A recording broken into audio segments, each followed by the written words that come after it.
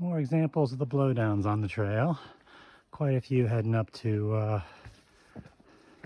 Spotted Bear Pass. These really aren't that bad. As you can see, there's usually an obvious path that you take. What you do is you keep going. Try not to tear your ass on the log. Swing around. And whammo, you're back on trail. Good morning. Day 5.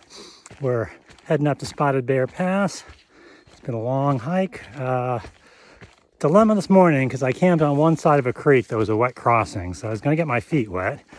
And I have one pair of dry socks, one set of wet socks, and my water shoes. So it's like, do I cross with my water shoes?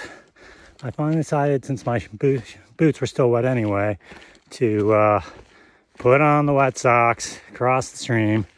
Glad I did, because as I went further up, there's still a lot of other wet crossings, so my beautiful dry socks would have been wet. Climb up is a lot of blowdowns, but other than that, survivable.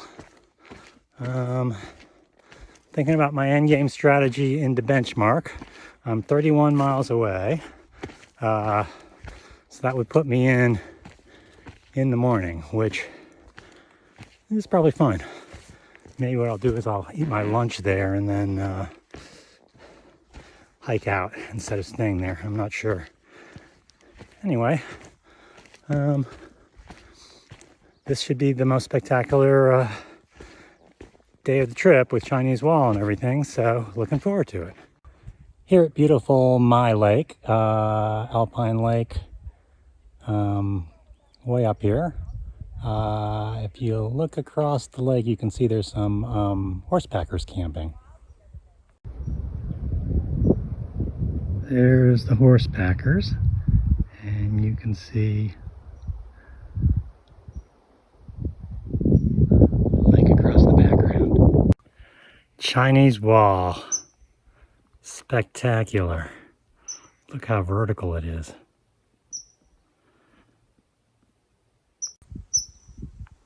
Wow. Now we're going to walk along the wall, basically along in the forest below it for a while. Following the trail along Chinese wall. You can just see extends for miles. Spectacular.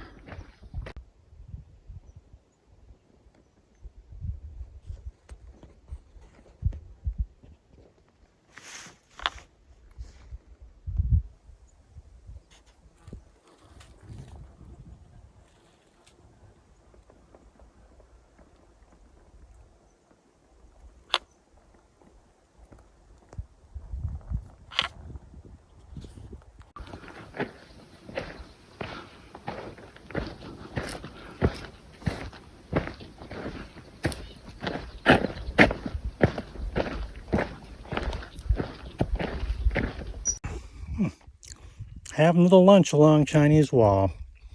It's gorgeous out. A little warm, but warm enough that you can sit in the sun. You know, don't have to hide in shade.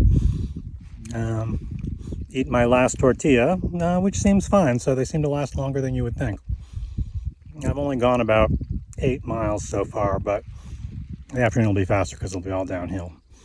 So walking along the wall for about 4 more miles, and then we'll start dropping down.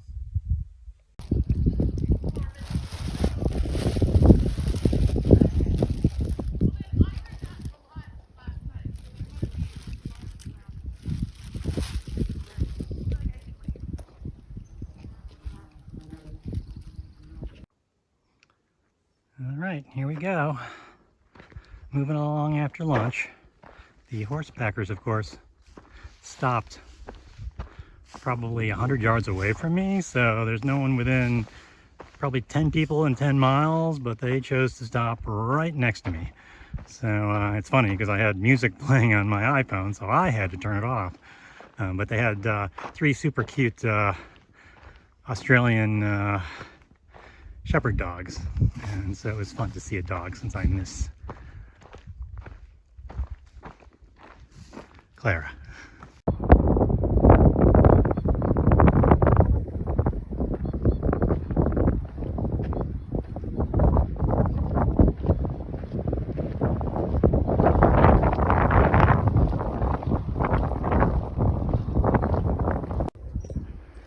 Chinese wall, looking back. It just goes on and on and on. And now, up the trail. You can see there's still snow up high on the Chinese wall.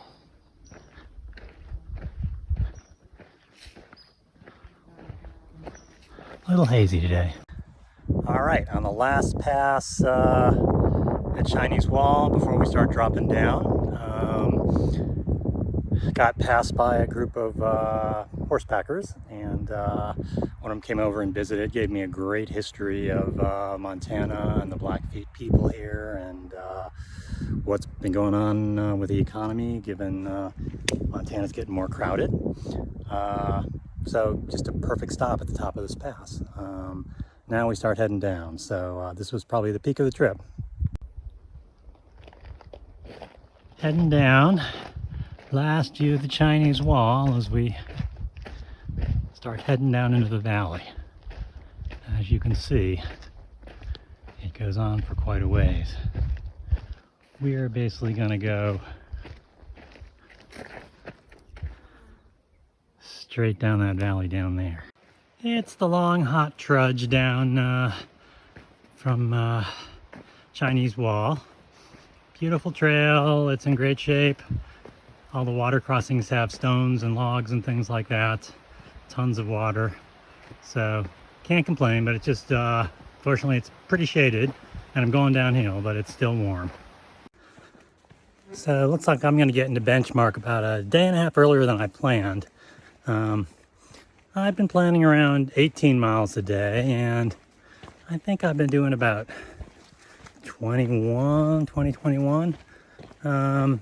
You know, long days. Like in the old days, I could hike 2.5 miles an hour. These days, I'm probably doing 2 miles an hour, and to be honest, these trails have been pretty easy. Not that much climbing, well engineered, pretty. Some of the alternates were a little nasty, but other than that, I just think don't have the stride length, you know, as I've gotten older. I don't have the flexibility because I'm probably running about the same, walking on the same cadence. So I just have to walk more during the day. I definitely don't take very many breaks. I basically take a short break in the morning, a lunch break, maybe a break in the afternoon, and that's about it. I know a lot of thru hikers, what they do is they get up in the morning, hike for a while, then eat breakfast. Similarly, at night, they hike, eat dinner, and then keep hiking until they camp, which in effect gives them a few more breaks. But for some reason, I don't like doing that. Maybe it's like when there are bugs and stuff, I don't like eating dinner without, I'd rather just get in my tent where I'm protected. I'm not sure, but I don't really feel the need for huge breaks, to be honest. You know, it's great to sit in a beautiful place on a break, but it doesn't really help me recover or anything. It's probably just a good time to get food and fuel in.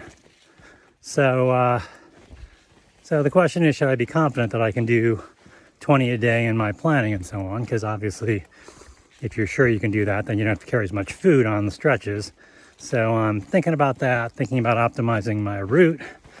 You know, if I get into benchmark tomorrow morning, do I kill the day? Do I eat a big lunch and then head off? I'm not sure. So that's what I got to decide. Well, you can tell we're out of the wilderness area. They're building bridges now.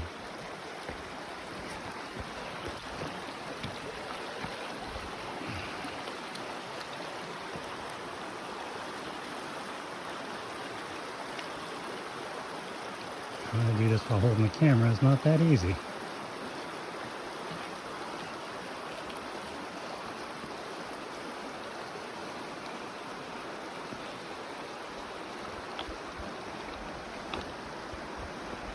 Yes, my trekking poles are stuck on a post.